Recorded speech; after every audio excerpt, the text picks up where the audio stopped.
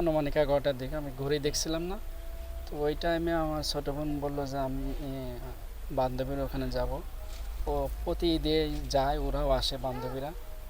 এটা আসার পরে বলার পরে হচ্ছে ও আর তার আগে বলছে যে আমি পার্লারেও যাব। তো বের হয়েছে। এখন আসরের পর হয়ে গেছে, আমরা ফোন দিছি, ফোন নাম্বার বন্ধ। তখন আমাদের কাছে সন্দেহজনক লাগলো যে কোথায় গেল। তো ফোন দিছে, ফোন বন্ধ পাইছে। আমার আম্মু হচ্ছে মানে ওর যতটি বান্ধবী ছিল তার নাম্বার নিয়ে কথা মতো বলছে, আমাদের এখানে আসে নাই। স্কুলে যেহেতু পড়তো, বান্ধবী বন্ধু থাকতেই পারে, এটা স্বাভাবিক। তা পরে আমরা রাত গেছে। এখন সকাল ওইটা আমার আম্মা এদিকে গেছে, আমি দোকানটা খুলে আমার আব্বুকে বললাম যে বসেন, আমি দেখে থানায় যাই একটা জিডি করে আসি, যেহেতু মেয়ে মানুষ কোথায় গেছে না গেছে।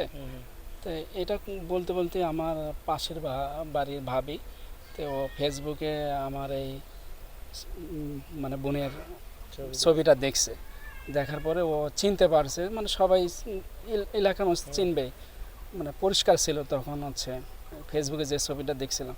পরে এসে দেখতে পারছি যে আমার মানে বোনের লাশ। পরে আমি ঘটনাস্থলে ওখানে গেছি, যাই আমি ভালোভাবে মানে পুড়ে গেছে তো মুখটা, চিনতে পারি নাই। পরে ওখানে স্থানীয় যারা ছিল ছবি উঠাইছে, ওদের ওটা দেখে সেরে আমি একটু ভালো করে দেখে শনাক্ত করতে পারছি যে আমার এটা বোন। তো স্যার পরে আমাকে ওখানে ডিবিরা ছিল, মানে সরকারি কর্মরত পুলিশ দিয়ে ডিবি দিয়েছিল। পরে আমাকে গাড়ির মধ্যে উঠায় নিয়ে এসে নিয়ে আসলো। পরে তথ্য আস্তে আস্তে দিতে লাগলাম। পরে ওখানে স্থানীয় যারা ছিল ওরা বললো যে স্যারের কাছে বলছে, এটা আমি জানি না, যে মাইকো নিয়ে আসছিল, ৩-৪ জন ছিল, তেল বলে ফুরাই গেছিলো।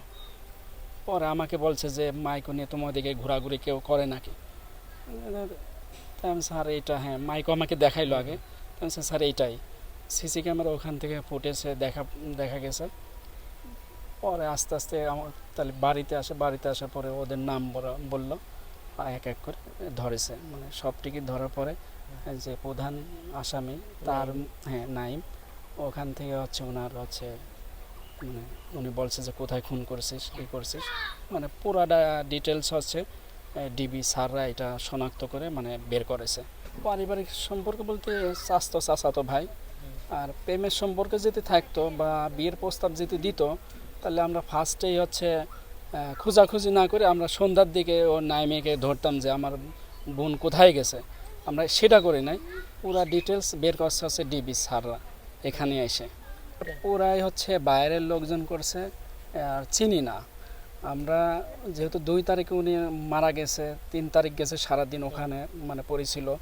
আমরা 5টার সময় ওখান থেকে তুলে থানায় রাখছি। রাখার পরে তারপরের দিন 10টায় সদর হাসপাতালে নিয়ে আসে ময়না তদন্ত করতে করতে 4টা বাজে গেছে। 4টার পরে আমরা এখানে আমি মানে বলছেন যে বাড়িতে আনছিলাম, এই রাস্তা মানে গোসল করানো সম্ভব না স্যার, একবারে মানে নষ্ট হয়ে গেছে, মানে পচে গেছিলো ওনার। ময়না তদন্তের জন্য একবার ঢুকাইলাম, স্যার ফিরাই দিল যে একে লাস্টে করবো যেহেতু পচে গেছে, এটাও বললো স্যার। তারপরেও আমি মানে আমার বুকটা ফাইটে যাচ্ছিলো স্যার, যে এলাকা মরে যাওয়ার পরেও এত কষ্ট পায় তা ভাবা যায় না স্যার।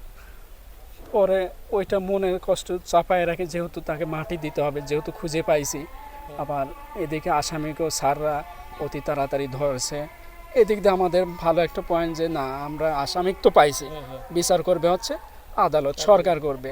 যে ঘটনা ঘটছে এটা যদি না ঘটতো তাহলে আমার বোনের বিচার কার্যকর শুরু হয়ে যেত, ইনশাল্লাহ শুরু হতো না।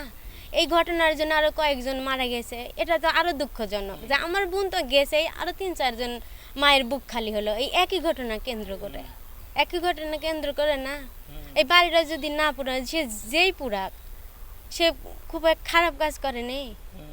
এই যে যদি না পুরাতো তাহলে আমার বোনের যে মারেছে, সে স্বীকার করছে, তার আইনি ব্যবস্থা শুরু হয়ে যেত।